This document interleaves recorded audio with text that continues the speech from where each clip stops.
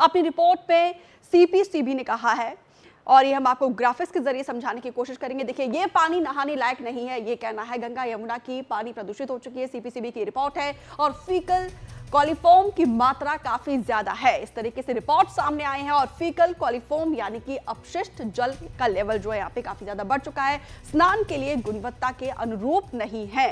और साथ ही स्वीकार्य सीमा 2500 यूनिट प्रति 100 ml है। और करोड़ों स्नान के बाद यहाँ पे अपशिष्ट जल की सांद्रता बढ़ी है। ये रिपोर्ट सामने आने के बाद वो हाइलाइट्स हम आपको बता रहे हैं।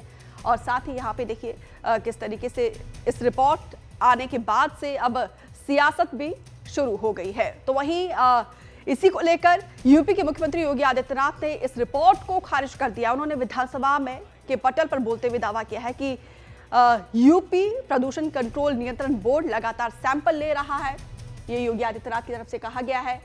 और बीओडी की मात्रा 3 mg से कम है, ये कहना है सीएम योगी आदित्यनाथ का। और ऑक्सीजन स्तर 8 से 9 mg के आसपास है।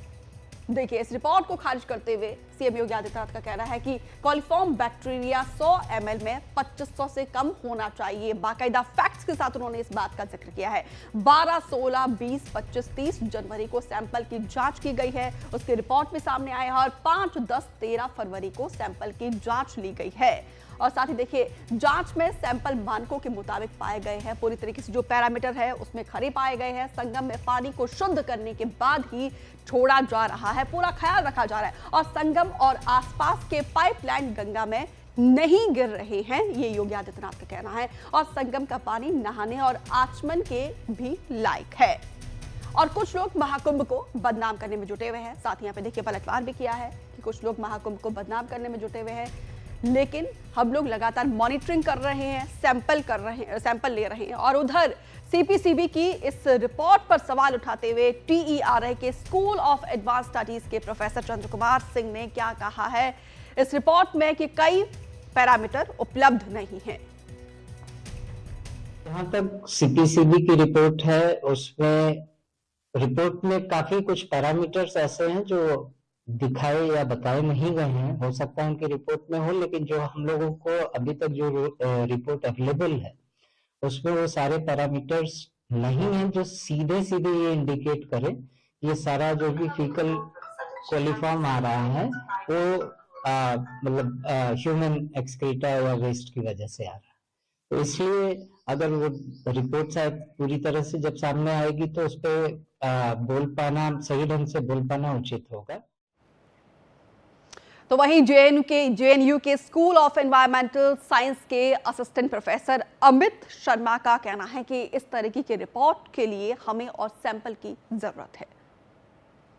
मैंने जो प्रथम दृष्टया देखा कि अभी भी वो डेटा जो पब्लिक में है, मुझे नहीं मालूम है कि पूरी रिपोर्ट कहाँ है, लेकिन जो पब्लिक फोरम पे है उस रिपोर्ट के आधार पे ये कह देना उचित नहीं होगा मेरे हिसाब से। मुझे लग रहा है कि मतलब इस चीज को पर्सपेक्टिव में करने के लिए हमको और डेटा चाहिए और सैंपल चाहिए कि डाउन स्ट्रीम में क्या कोई सैंपलिंग हुई है, क्या उसका क्या डेटा है, अप स्ट्रीम में क्या सैंपलिंग हुई है, कितना फ्लक्स है वाटर का जो छोड़ा जा रहा है, क्या बहाव है, जहां से सैंपलिंग की गई उसकी पोजीशंस क्या है। तो वो सारी चीजें अगर मिल जाती हैं, वो सारी चीजें अगर पब्लिक फोरम में आएंगी तो उस पर और भी साइंटिस्ट जो हमारे देश के हैं वो काम करके देख सकते हैं और अच्छी दिशा में हम लोग बढ़ सकते हैं, कंक्लूसिव वो कर सकते हैं। और इस पर बातचीत करने के लिए खास मेहमानों का पैनल हमारे साथ जुड़ चुका है। Doctor Chandra Kumar Singh TERI school of advance studies से रिलेटेड है, और साथ ही अमित मिश्रा असिस्टेंट प्रोफेसर है जेएनयू के। आप दोनों का हमारे साथ जुड़ने के लिए बहुत बहुत शुक्रिया। लेकिन डॉक्टर चंद्र कुमार, सबसे पहले आपके पास आते हैं, दोनों ही रिपोर्ट सामने आई है, किस पर भरोसा करिए, इतना कॉन्ट्राडिक्शन क्यों है? जी देखिए, रिपोर्ट तो आई है और जिस तरह की रिपोर्ट है मैं उसको ये मानता हूं कि अभी पूरी तरह से ये रिपोर्ट के जो भी पैरामीटर्स आने चाहिए थे वो कंक्लूसिव किसी चीज को बोल पाने के लिए वो अभी जो भी रिपोर्ट में है दैट इज आई फील कि वो कहीं पे कुछ चीजें और आएंगी तो ज्यादा बेहतर हम बता पाएंगे उस चीज को लेके। अमित मिश्रा, क्या जब स्टडी किया जाता है तो क्या ये पैरामीटर पे खरे नहीं उतरे हैं? क्या वजह है कि इस तरीके से दोनों ही रिपोर्ट में अलग अलग रिजल्ट सामने आए हैं? देखिए, अगर आप दीपिका जी, अगर आप देखेंगी ये जो सीपीसीबी की रिपोर्ट हमारी जो पब्लिक फोरम पे आई है उसमें ही आप देखेंगे कि डिजॉल्व ऑक्सीजन काफ़ी हाई है। मतलब अगर आप देखेंगे तो 7 से 8, 9, 10 तक गया हुआ है मिलीग्राम पर लीटर। और साथ ही साथ जो बीओडी की मात्रा है वो 3 मिलीग्राम पर लीटर के आसपास घूम रहा है। और सबसे बड़ी बात है कि अगर आप इस डेटा को एनालिसिस करती हैं तो आप एक पाएंगे कि यहाँ पे बीओडी और डिजॉल्व ऑक्सीजन में एक पॉजिटिव एसोसिएशन है, जो कि किसी भी साइंटिफिक लिटरेचर में अगर आप जाएंगे तो हमेशा आपको दिखेगा। और खासकर सीवेज ट्रीटमेंट प्लांट के बगल के अगर वाटर की बात करें तो वहाँ इन दोनों के बीच में एक विपरीत, मतलब एक अपोजिट एसोसिएशन दिखता है। मतलब अगर बीओडी बढ़ेगा तो डीओ घटेगा, डीओ बढ़ेगा बीओडी घटेगा, जो कि इसमें नहीं पाया गया। और उसका एक तार्किक जवाब दिया जा सकता है, चूंकि इतने श्रद्धालु एक साथ नहा रहे हैं तो जो पानी है, पानी में और एयर का जो एक्सचेंज है वो बढ़ सकता है फिजिकल इंटरवेंशन की वजह से, जिससे डीओ मेंटेन हो जाए। हमको और भी देखना पड़ेगा कि चूंकि फीकल कोलिफॉर्म का काउंट तो बता दिया गया है, लेकिन इसके काफी ढेर सारे सोर्स होते हैं। क्या हम सीधे ये कह दें कि नहीं उसमें गंदा पानी डाला जा रहा है? क्या और भी सोर्सेज हैं? क्या ऐसा नहीं हो सकता है कि जो नेचुरल प्रोसेस से सेडिमेंटेशन होते हैं, जो कि बैक्टीरिया सीधे नीचे जमीन में बैठ जाते हैं, अगर श्रद्धालु जाएंगे तो वो डिसेडिमेंट करेंगे, वो वापस पुनः पानी में आएंगे और उस बैक्टीरिया को रिलीज करेंगे। और एक स्वस्थ आदमी अगर आप बात करें, जो नहा धो के भी अगर किसी वाटर बॉडी में जाता है, और ये स्टडी कहती है, उसके पास भी लगभग 5,000 ऐसे बैक्टीरिया होते हैं जो फिकल कोलिफॉर्म होते हैं, जो कि अगर वो बाथरूम करने जाए तो उसको डाल सकते हैं। और आप किसकी बात कर रहे हैं? 70 लाख, 80 लाख, एक दिन में 50-50 लाख लोग नहा रहे हैं। तो किसी भी कंक्लूजन पे पहुंचने से पहले क्या आपके पास डाउन स्ट्रीम का डेटा है? अगर वो डाउन स्ट्रीम का डेटा हो, क्या बहाव है, तो आप एक सिंपल मॉडल से भी निकाल सकते हैं कि कौन, मतलब क्या क्या कंट्रीब्यूटर है, कौन कौन से कंट्रीब्यूटर इंपॉर्टेंट है। और मुझे लगता है कि जो सीपीसीबी की रिपोर्ट आई है उसको मीडिया ने गलत इंटरप्रेट किया। अगर आप देखेंगे एनजीटी के रिपोर्ट में उन्होंने बड़ा क्लियर कट लिखा हुआ है कि due to the massive bath in Mahakumbh eventually it leads to high fecal coliform. उसने कहीं ये नहीं लिखा है कि डायरेक्टली आपने मतलब गंगा में प्रदूषित जल डाल दिया। वैसे भी देखिए गंगा या रिवर जो है ना, उनको आप क्लीन नहीं कर सकते, उनको आप प्रदूषण से रोक सकते हैं। उनके अंदर खुद की अपनी क्लींजिंग प्रॉपर्टी होती है। तो पहले तो हम लोग इस प्रोस्पेक्टिव से बाहर निकलना पड़ेगा कि हम क्लीन कर रहे हैं किसी को। आप अपने आप को क्लीन कीजिए, उनको उनमें गंदगी जाने को कम कर कीजिए, अपने आप गंगा साफ होगी।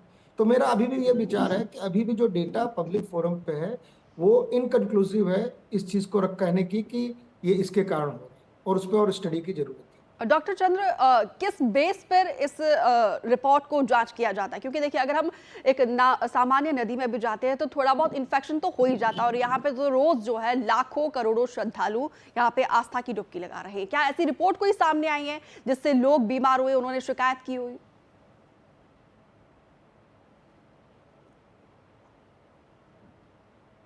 डॉक्टर चंद्र कुमार, ये सवाल आपसे। ठीक है, अमित मिश्रा सर, आप भी बताइए जरा इस सवाल का जवाब। क्या कोई ऐसी रिपोर्ट सामने आई है? किस बेस पर इस रिपोर्ट को आगे जांच के लिए भेजा जाता है? ऐसी तो अभी तक कोई रिपोर्ट हमारे सामने आई नहीं है, कोई भी मीडिया में भी नहीं है। और जितने भी लोग गए हैं अभी तक मुझे पर्सनली किसी ने ऐसे भी बताई है कि उनको कोई स्किन की प्रॉब्लम हुई हो या कोई और प्रॉब्लम हुई हो। अभी तक तो मुझे ऐसा सुनने में नहीं आया है।